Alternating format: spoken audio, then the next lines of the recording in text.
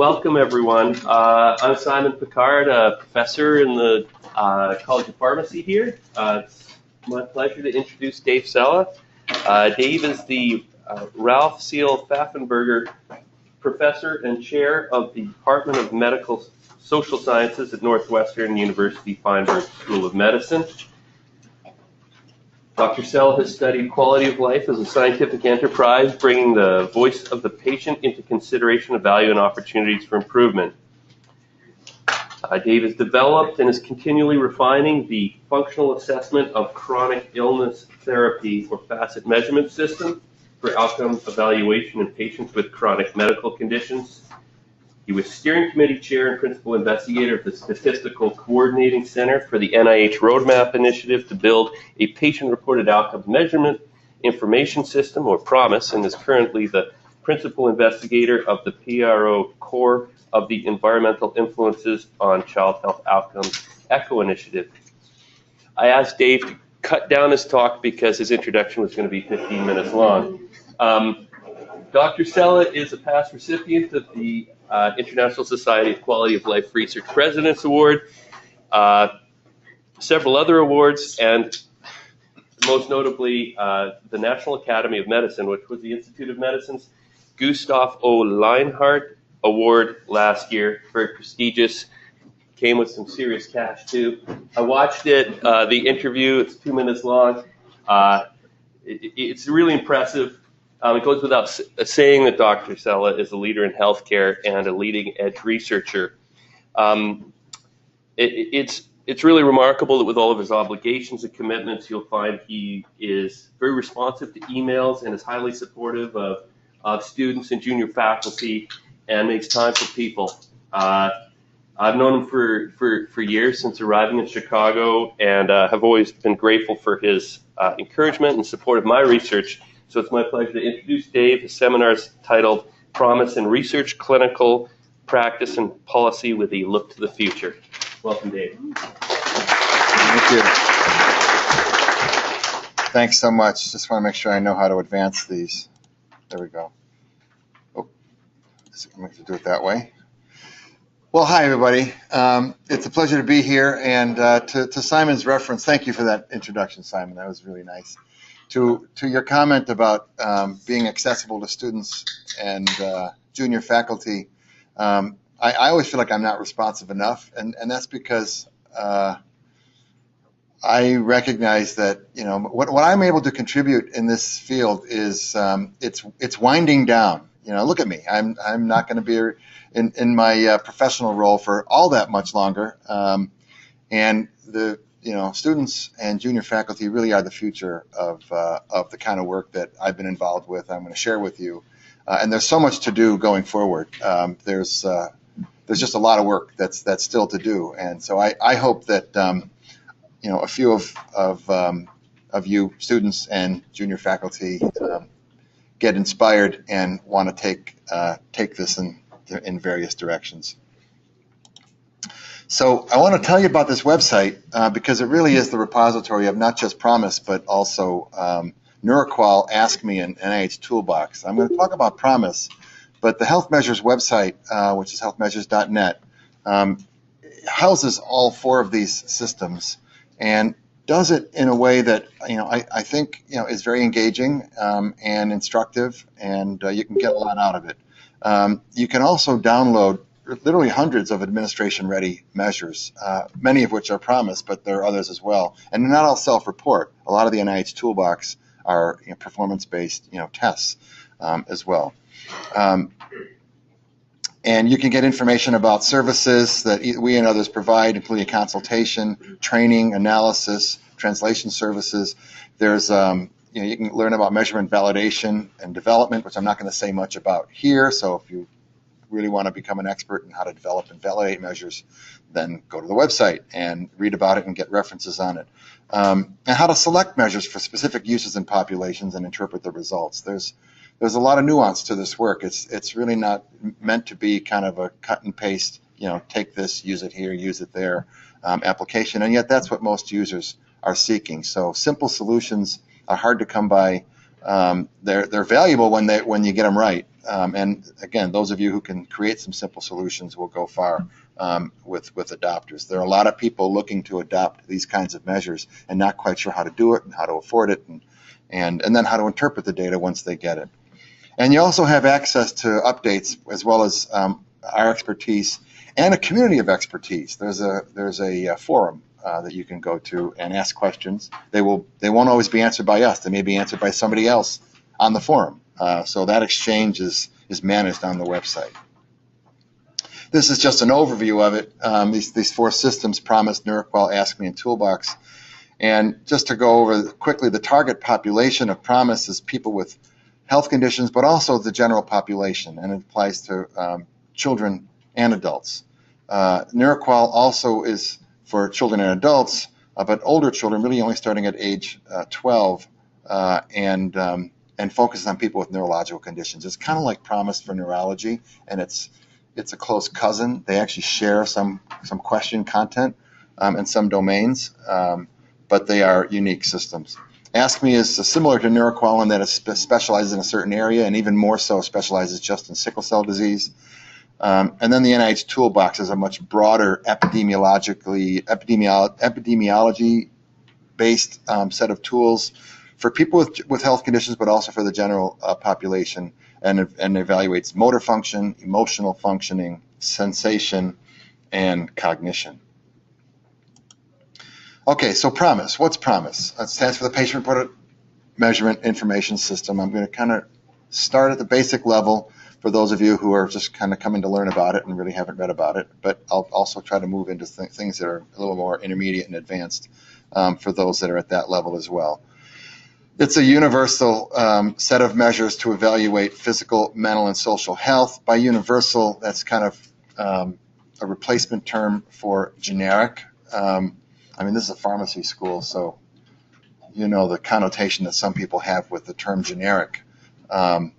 We don't want people to think it's just generic. We want people to think it's universal, meaning it's relevant across different health conditions. And that's important because we come from a tradition. I understand there's a conversation, a small seminar right after this hour on generic versus targeted or disease-specific questionnaires. So you can get disease-specific information through a generic approach by digging deeper into some of these universal concepts that PROMIS measures. It is an important consideration. You can also hybrid one with the other and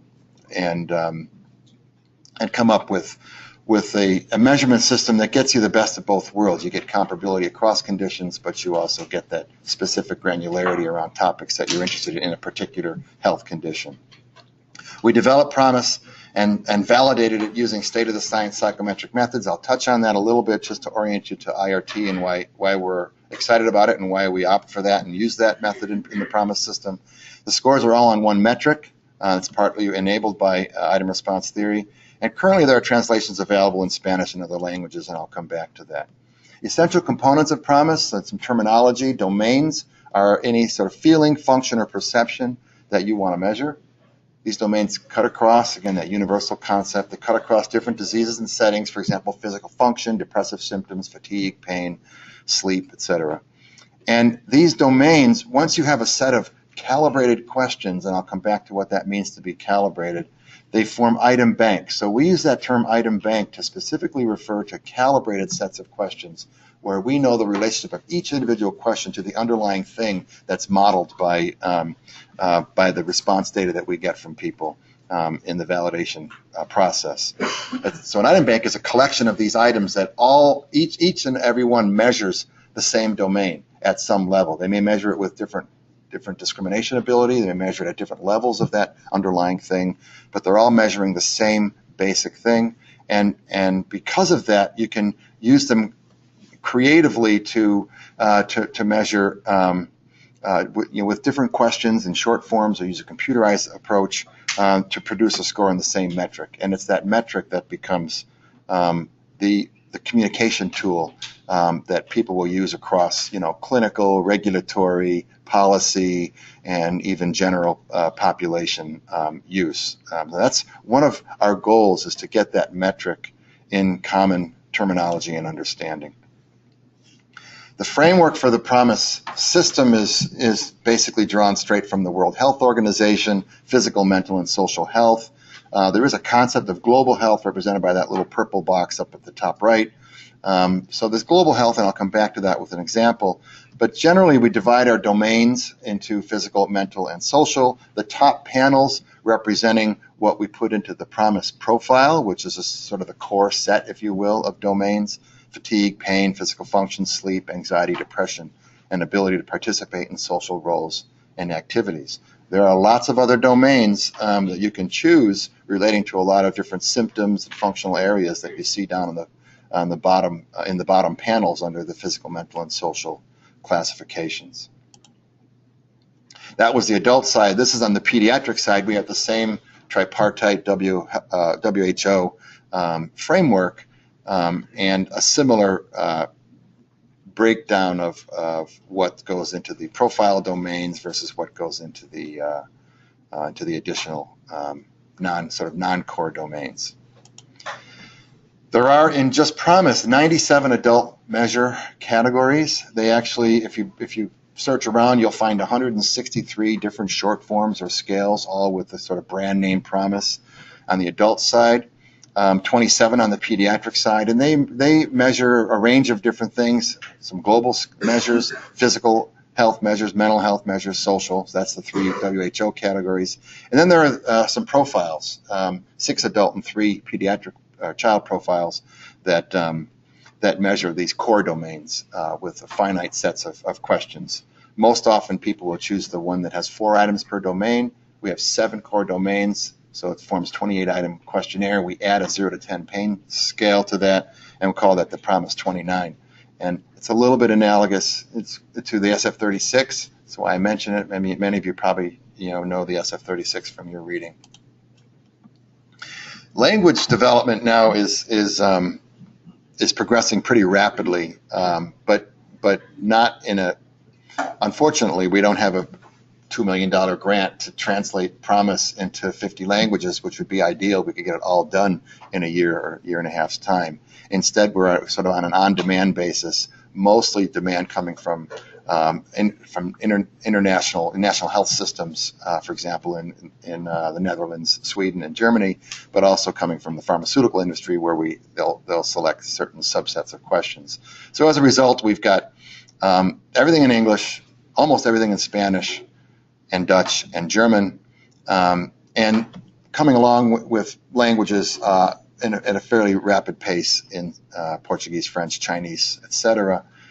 Fatigue is the most popular internationally in 32 languages right now. Pain interference and physical function in 18 or 19, etc.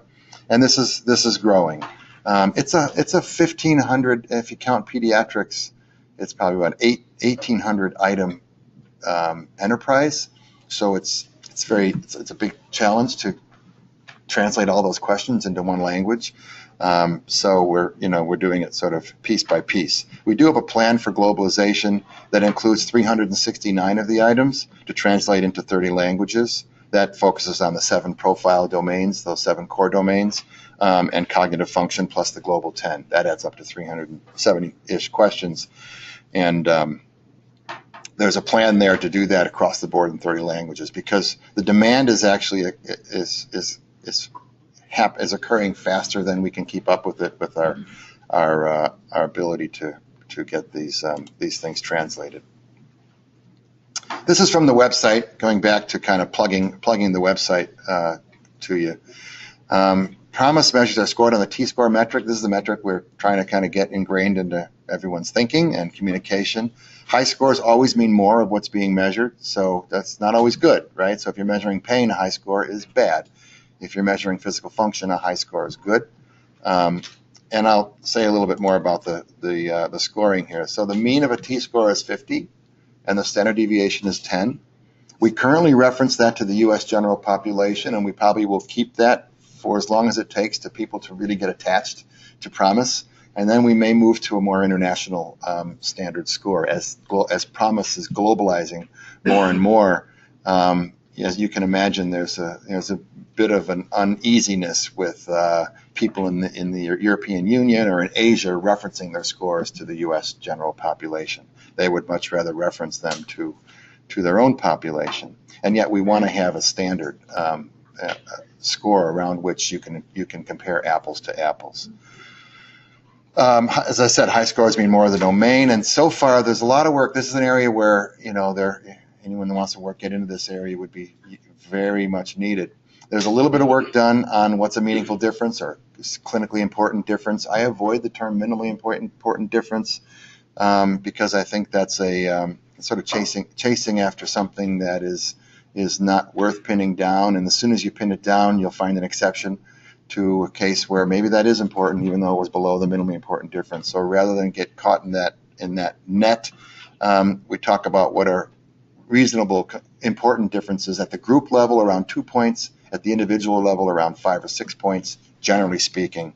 And that 5 or 6 points translates to about half a standard deviation. 2 points, of course, translates to 0.2 of a standard deviation, which is a kind of a convention for considering 0.2 effect size to be a small but potentially significant effect. So it kind of falls in that range, and the existing anchor-based work that's looked at this has tended to agree with those distribution-based basics.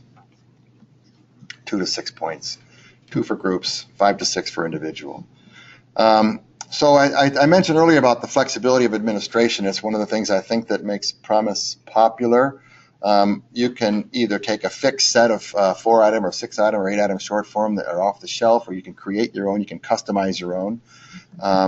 We have computer adaptive testing, which is very popular in the clinical setting because the questions are individually tailored, they're very brief.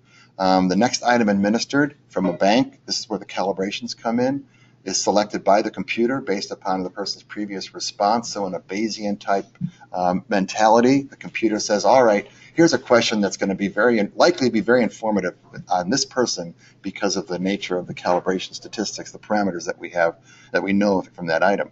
And so it shortens these tests quite a bit. And it says usually 4 to 12 items from one bank, but the truth is that it's rarely 12. And it could be less than 4. We set a default minimum as 4 just because we were conservative, but you could probably get away with 2 or 3 in some cases and have a good estimate on a person. And that means a lot in the clinical setting. The profiles, as I mentioned, are these sets of core domains. They range from 25 to 57 questions, depending on how many questions you want to ask per domain. And again, these are analogous to the SF-36, although they ask about things that are not in the SF-36 as well represented, like sleep and social function. Generally speaking, and so far the information that we have is, conforms to this. This is one of these things where you have to balance, do we really know this versus people demanding some kind of guidelines. So we put this together and check the data that we have available, and it holds up pretty well. Symptoms on the top. So remember, high score is bad on symptoms. So bad goes to the right. That's the red color to indicate bad. And function on the bottom. They go down because low function scores are bad. So this just puts them visually for you all in the same direction, so that to the right is bad and to the left is good. And in general, symptom scores that go above 55 or function scores that go below 45 tend to start to indicate there might be a problem in this person or in this group of patients. They get above 60 for symptoms or below 40 for function. You're pretty confident that you've got significant difficulty, and you get above 70 or below 30, there's pretty much no longer any question about it or not thinking. That's 2 standard deviations worse than average. So you can imagine it, if it's a normal distribution, that's 2.5% of the population. So it's a small group with very severe problems. And people use these then to kind of get a sense of whether they should apply treatment guidelines based upon people's scores. And just the bottom there to indicate that group of starting to get into case definition of mild, moderate, or severe symptoms or functional problems exists in about 20% of the general population. So keep in mind that general population includes people that have symptoms and functional problems. So it's not as if everyone should score below 55 or above 45 on symptoms and function. So why are we interested in IRT? I'm not going to get into an item response theory lecture in detail, but just to show you a little bit of an example, and so you understand, why people like me have made a conversion over to using item response theory. I was trained in traditional test theory, and in traditional test theory, you treat every response to a question equally. So, ask the question, "I have a lack of energy." We would assume that somebody saying "not at all" is about the same distance from somebody saying a little bit as somebody saying somewhat is from somebody saying a little bit. That is to say, these are equally spaced categories relative to one another, and we tend to roll these questions up, these scores up into one number and have that total raw score. That treats every question as equally contributing and the responses within each question as providing equal information. But when you look at how this is an example of a response characteristic curve or item characteristic curve, for that same item, I have a lack of energy.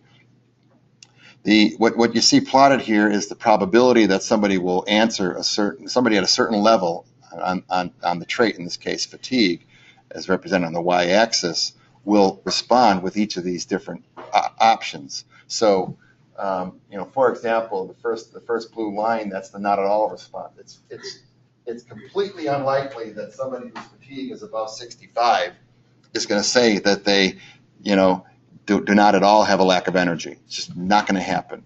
So that's plotting that probability of that response based upon that score in this case. On the other hand, it's highly likely that somebody who, if you go over here, that somebody who says very much lack of energy, that somebody with this score over here is going to say very much. Their likely goes up and up over time. So this gives it for each one. The peaks represent, this is the place at which this is the most likely response. This is the place where that's the most likely response. Somewhat, this is quite a bit. That's the most likely response there in that range of that t-score. So because we understand that, then we can go back to that lack of energy. And those equal distances that I showed you before that we assume with traditional test theory actually look more like this in terms of, the information provided by each of those responses in terms of where that person is on fatigue. So you get this comparison of the traditional way versus what we learned from item response theory. We do that with every item, and then that information gets used to select questions in the CAT or to build your custom forms. You can go in and look at the calibration and say, I want to pick questions that are particularly good down here up there at the high end of fatigue, and you can identify the questions that are, better in that regard. So that's why the CAT can start by measuring, something like physical function, ask a question, and then pick another question that's going to work well in that area. And then by the time you've asked 3 or 4 questions, you've got high precision. You've really got a good idea where this person is, covering a wide range of physical function, which has always been the challenge in the classical realm. You have to ask a lot of questions to do that, and they bother people because a lot of them are unnecessary. Like, why do you keep asking me if I can transfer from a bed to a chair, or brush my teeth, and I'm just having trouble running up the stairs or something like that. So it really just shortens it. Now you can do it. I would encourage you to take the CAT if you can. Go to the healthmeasures.net site and you can find it from the site searching. Just take this CAT, you'll get your own score, and you'll get a report, and you'll see how you're doing. So just staying with fatigue as an example, the thing that this T-score gets us is the ability to compare stable COPD patients to exacerbating patients. Also, we follow exacerbated patients as they did at UNC back to stable, and you find that those scores go right back to that marker. That gives you a sense that COPD patients are kind of in the range of 1/2 to 1.5 standard deviations worse than the general population on fatigue. And you get kind of a mindset for what fatigue is like for a COPD patient. Heart failure patients are in that same general area, close to 1 standard deviation worse than the general population on average. You transplant them, and they feel great after transplant, and in fact getting a little bit better than average compared to the general population. Depression comes with a lot of fatigue, same metric. May have used different questions on the form, but you're getting that same metric. You treat the depression, you're also treating the fatigue. They get better and better on depression over 3 months, and they get better and better on fatigue. But still more fatigue than the general population, even in response to treatment. Back pain with lumbar steroid injection also gets some benefit to the fatigue that's associated with the chronic back pain. And then cancer patients who get better, feel less fatigue on chemotherapy, also show a benefit. But this allows you to compare these different conditions on their general level of fatigue and also to see how those change over time with intervention. So that's nice if you're using PROMIS. But the other thing we're trying to do in PROMIS, and I think have had some success, is to allow PROMIS to become a metric that other instruments, other questionnaires can link to, in a sense like blood pressure. So just like, you have millimeters of mercury that are measured by several different devices, you don't really care which device, as long as you know it's been calibrated and it's valid and reliable, and there's some certification by underwriters or whoever certifies them. Similarly, with things like fatigue and pain and depression, we can think the same way. You can have different instruments measuring depression or fatigue or whatever, and yet you can link them to this common metric. So we had this project called Rosetta Stone.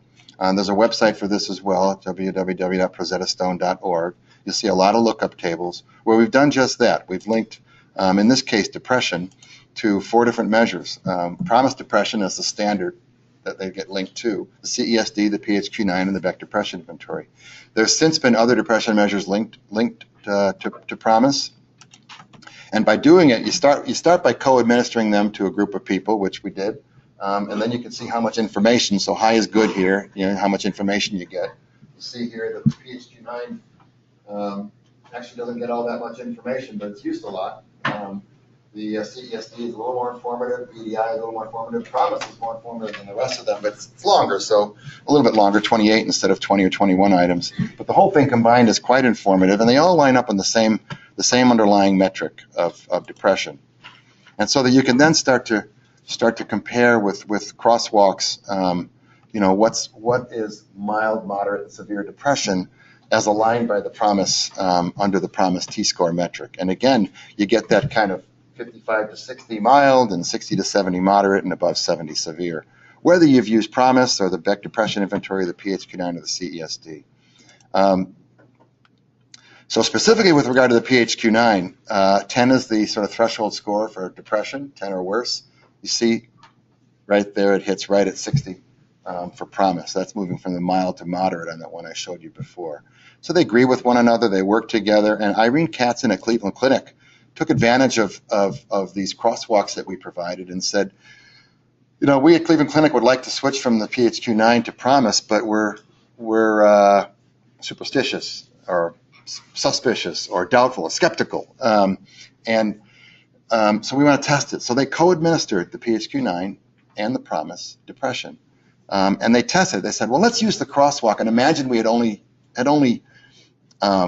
administered one or the other. So let's pretend we just administered PROMIS. Let's see what their PHQ-9 scores would we predict them to be, because we actually have their actual PHQ-9 scores. And let's pretend we only administered the PHQ-9 and then crosswalk that to the PROMIS and pretend that we didn't have PROMIS, but we actually have it, so we'll compare. So that's all on the paper, and she found that it does work. So in a completely different set of patients, and they're using it at Cleveland Clinic to justify converting to PROMIS, even though they have to report their scores for quality healthcare reporting on the PHQ-9 score. They're using PROMIS to make the crosswalk over to the PHQ-9. So now I'm going to switch. So that was about healthcare. I'm just going to talk to you a little bit about regulatory, because some of you work in the regulatory environment. There's a lot of interest at the FDA in approving patient-reported outcomes under this drug development tool program that they have. They've had now in existence for a couple of years. They specifically have come to us and to the PRO consortium asking to submit PROMIS measures.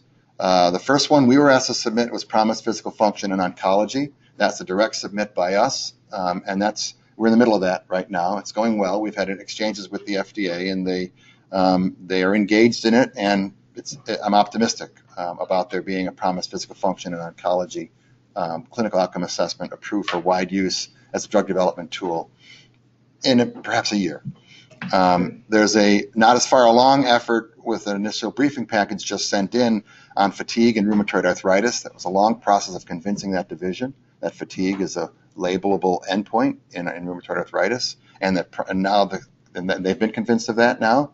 But now the next convincing is that PROMIS is a good way to measure fatigue, specifically in RA. Remember, the FDA is I mean, you don't know this, some of you do, I'm sure, but the FDA is more inclined to disease-specific assessment, as are many clinicians. So this is kind of a paradigm shift for them to consider a generic, universal measure of physical function or fatigue as applied to oncology, as applied to rheumatoid arthritis. So a lot of questions come up, and we're sort of working our way through those questions.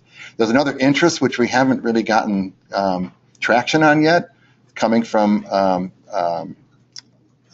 Jean-Marc Gauthier in the metabolics division on physical function and sarcopenia. And then fatigue and chronic fatigue syndrome and myalgic encephalomyelitis. Sam Keller is running that one as well, and that briefing package has also been submitted. So we'll likely, and there are more that are being requested now. Fatigue and physical function and multiple sclerosis is going to go in soon. So that's a fifth one. Clinical practice update. This is based on passive tracking. We don't have the resources to go out there and find out who's using PROMIS in clinical practice, but we do like to know about it. So if you know of anything, let me know and I'll pass it along. We passively track it, and we know about 80 different clinical practices that are using PROMIS in their clinical practice. That is, they're using it to provide better care or to document the care they're providing, look at outcomes of their care. And there are 87 that we know about using PROMIS in other applications that are not necessarily informing their clinical practice. But that's, given that it's not really clear how PROs can be best used in practice, it's impressive that even 80 or 83 that we know about, have come forward. And I'm sure there are more. We just don't have people to spend time finding them out. So one of the main reasons, there's sort of two reasons people use PROMIS in clinical practice. One of them is because they feel they can provide better care. And so it's an intrinsic reason, and they use it for that purpose. The other one is that they feel that they can document that they have good outcomes, and they can submit those outcomes to payers and regulators to support value-based purchasing, for example, in their setting. So that's gotten us into this area of performance measures or quality measures, depending on what you like to call it. In this case, I'm using the term performance as sort of a national quality forum quality measure context. And they have this term at the National Quality Forum called PRO-PMs, patient-reported outcome-based performance measures. They evaluate the clinicians or the health system's quality by the outcomes experienced by patients. That's the idea. And this is part of a trend that they're pushing at NQF and at CMS to get more focused on the outcomes of interventions and not just the processes. It's not just whether you do the right thing, but upon doing the right thing, did people actually get better? Now, currently, there's a national clearinghouse of quality measures, and almost all of the quality measures are not outcomes. They're almost all process. So 1,181 of the quality measures that are in existence today are process. There are 427 patient experience measures to satisfaction. How was the food? Were they polite? Did they communicate well? That sort of thing. And only 218 outcome measures. And of those 218 outcome measures in the clearinghouse right now, only 32 are patient reported. So it's a very small piece right now. It's a small piece of a small piece right now, but it's growing. And this is the interest of NQF and CMS. So they've asked us to engage on this. So CMS has this merit-based incentive payment system.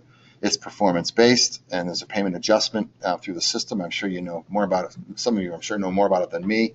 For example, in orthopedic surgery, they pay for the percentage of patients age 21 or older with a diagnosis of osteoarthritis who get an assessment of function and pain. So that's a process measure, right? All they have to do right now to be paid the bonus is get an assessment. They don't have to do anything with it. They just have to get it. But that's going to change. Eventually, what starts as a process requirement will become an outcome requirement. And the joint replacement bundled payment arrangement right now for hip and knee arthroplasty includes voluntary collection. It is incentivized, but it's voluntary at this point. And they're recommending either PROMIS Global or the VR12. Now, remember I mentioned the PROMIS profiles are analogous to SF36. We have this PROMIS Global that's analogous to the VR12.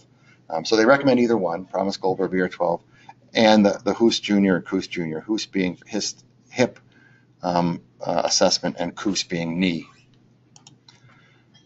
We have a book. This is just another point about when these were recommended back in November 2015 at a consensus meeting. So we have a book that we worked on with the National Quality Forum, and it disappears when I do that. This happened. Isn't that interesting? You'll see it real quick. Get your pen ready.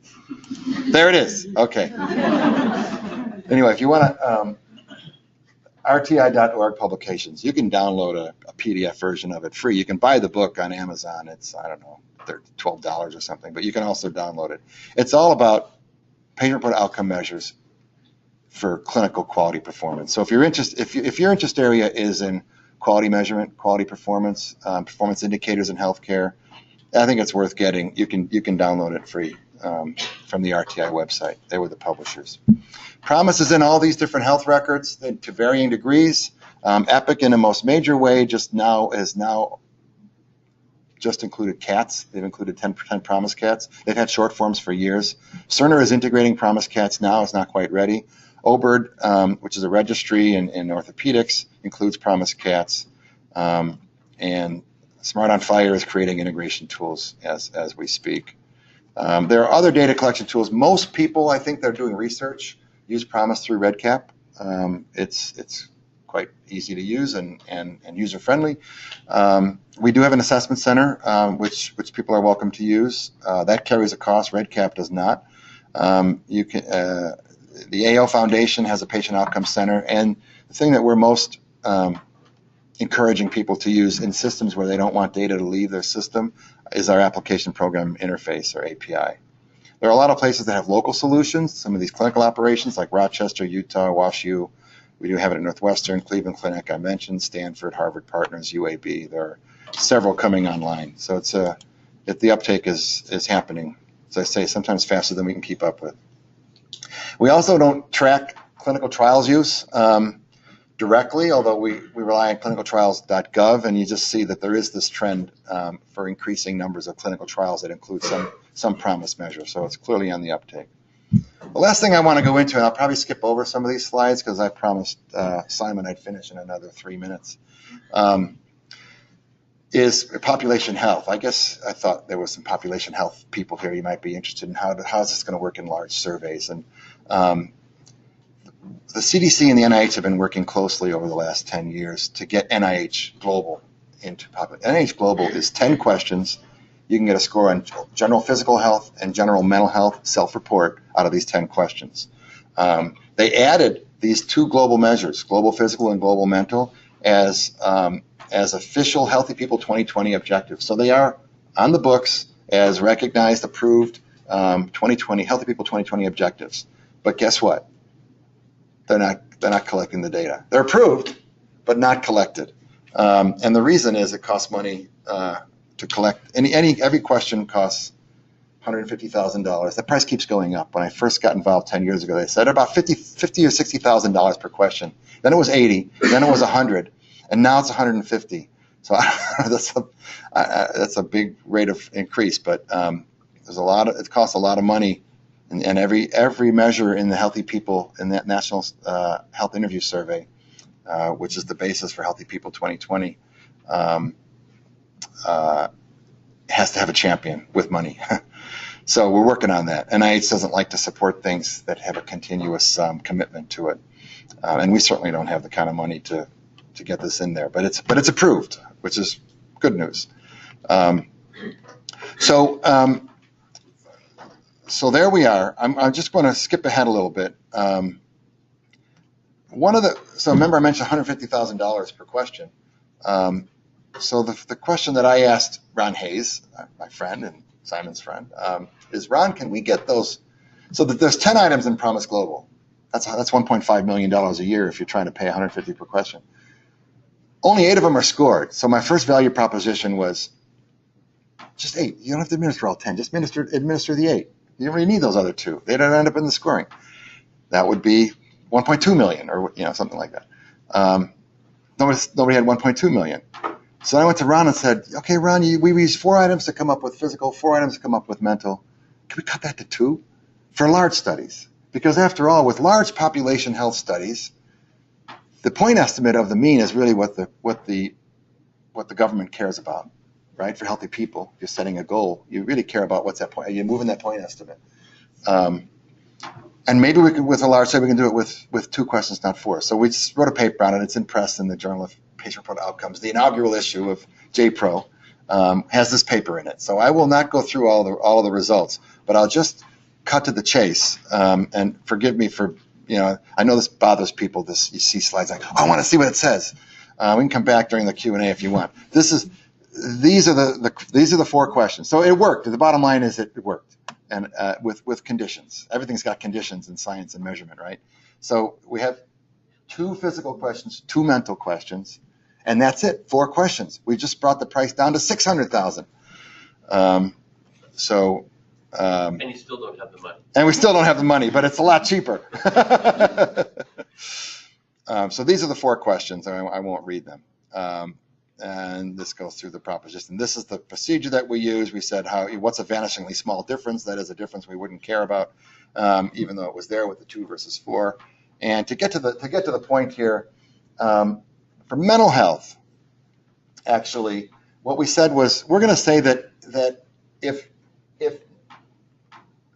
95% of the 2-item versus 4-item scores in these multiple 10,000 person sampling. So we had 21,000 people. We did, I don't know how many, it was like 1,000 different 10,000 sample pulls from this 21,000 data set.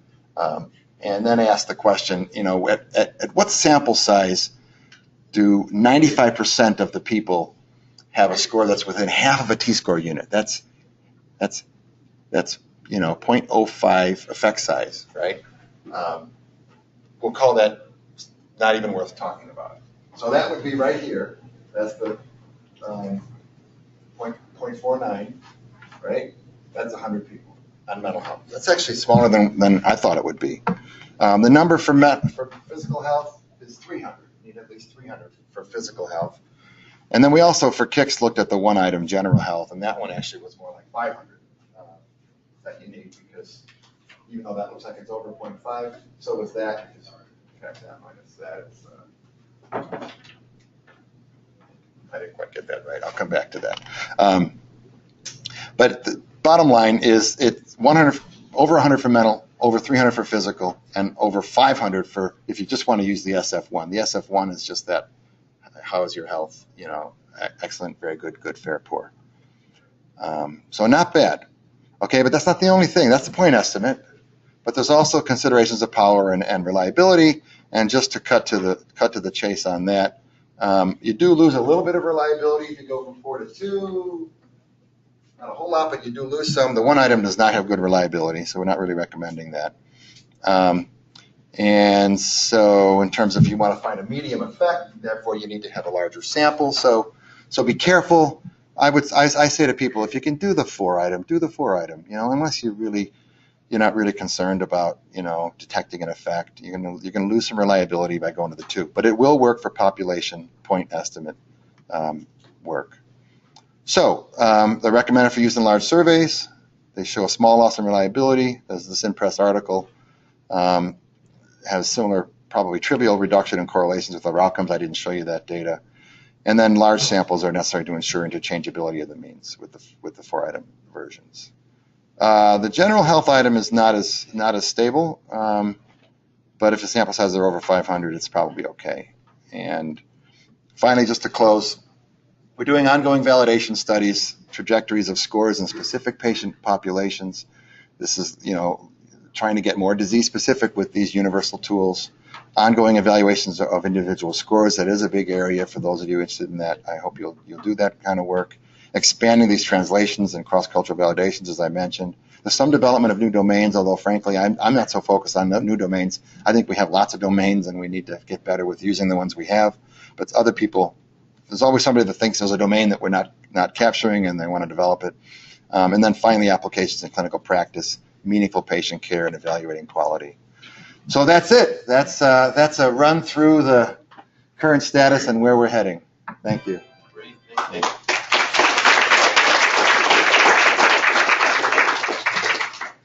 Got 1:20. So Oh, 5 minutes for okay, questions. sorry. I thought it was 1:30. Oh, go ahead. For a longitudinal study that involves a high-risk population, how would you deal with, or are you familiar with any methods to impute participants that happen to die during follow-up? Yeah, well, that's not ignorable missing data. The multiple imputation methods are, better than, random effects models, but they're still, everything's lacking. It's a problem. I mean, I think the thing that has the most success is identifying a change that you're willing to call an event, and do a time to event type analysis, so that if somebody dies, that's an event. So therefore, you're kind of combining death and worsening into an event-based analysis, which then doesn't have that problem of non-ignorable missing data. But either that or multiple imputation approaches, looking at some of the sensitivity analysis. We've also played around with like pattern mixture models and looking at different patterns, and then doing random effects models with different patterns of missingness. Maybe pick 3 or 4 different broad patterns of missing data. But frankly, 4 out of 5 times when we look at data that way, the results really aren't that different from the random effects model. So they haven't really helped as much as I thought they would. Sorry, that's maybe not a satisfying answer. I didn't have the answer for you. It's a tough issue. Yeah, you mentioned in our session previously that the routes you're exploring now, paths you're exploring, are the applications of PROMIS and shared decision making. So intuitively, based on your presentation, it makes sense to be able to measure or find where your patient is in terms of symptoms. How do you envision PROMIS to end up in terms of contributing to shared decision making? How does that compare with what you've heard clinicians using, how they're using it? Yeah, so I'll give you an example in orthopedics and then maybe broaden that. So Judy Baumhauer at Rochester talks about how because they've collected PROMIS physical function scores and pain scores on now large numbers of patients, they know, because they can look at their longitudinal data, they know baseline physical function and then change after surgery. So they have identified a group of people whose physical functioning is so good at baseline that the probability of them getting a benefit, the benefit they may be looking for, is very low. So she sits down and shows them that and says, basically she's talking people out of surgery by showing them that based upon other patients like them that are at their level, they haven't really benefited the way they may be over expecting a benefit. So she finds herself talking people out of treatment. I could see that happening in certain drug therapy decisions that need to be made. As soon as you gather enough data and say people that feel the way you feel, not just have your disease, but have your condition, your disease, and feel the way you feel, they the probability of getting a benefit here is 5% or something. And we could take that chance with you. You've got good insurance, you can pay for it, but there are these side effects and these other issues to consider. And so I think it's a vehicle, sort of leaning on the vehicle for reducing wasteful, practice, which will help in a value-based care environment. But it could also be used to help people track their progress, and say, well, maybe I don't realize how much better I've gotten. I've heard stories of people saying, sometimes I show people the improvement on their numbers when they actually come in saying they're not feeling much better, maybe because they're a Debbie Downer type person. But so you can kind of see it working both ways. Yeah. So you said there's a fee for using the assessment center CAT versions of the PROMIS questionnaire. Is there a way to use the CAT versions that doesn't have a fee attached? Like, is the REDCap version? REDCap would be the thing to try. Yeah. Okay. Yeah. So they're not short form on REDCap? REDCap has short forms, but they also have CAT. Yeah. Oh, okay. So REDCap licenses our API. Yeah. They pay us, and they have it. So you can get it free through REDCap because they pay us to distribute it. We're happy that they do that. We just can't. I recommend using PROMIS to people. So yeah, REDCap. College of Nursing. So REDCap is free to anyone that has access to REDCap. The CATs are free on REDCap. Burning questions? No? Well, thanks again, Dave. All right.